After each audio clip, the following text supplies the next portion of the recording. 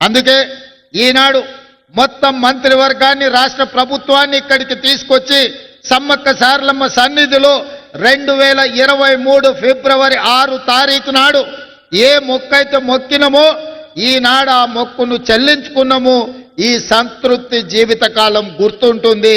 ఖచ్చితంగా ఇక్కడ ఒక తిరుపతి స్థాయిలో ఒక కుంభమేళ స్థాయిలో భక్తులు నిరంతరం ఇక్కడికి వస్తూనే ఉంటారు. వాళ్ళకు కావలసిన ఏర్పాట్లన్నిటిని కూడా ఈరోజు అభివృద్ధి చేస్తాం.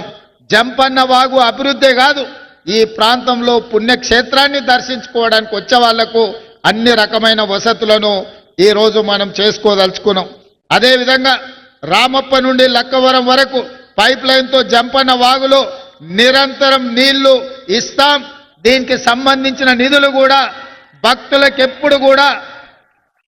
భక్తులకు స్నానాలు చేయడానికి, పవిత్ర స్నానం చేసి సమ్మక్క సారలమ్మను సందర్శించుకోవడానికి అవసరమైన నీళ్లను రామప్ప లక్కవరం చెరువు నుంచి ఇక్కడి వరకు పైప్ లైన్ వేసి శాశ్వతంగా నీటి సమస్యను కూడా ఈరోజు మనము ఏర్పాటు చేయాలని అనుకుంటున్నాం.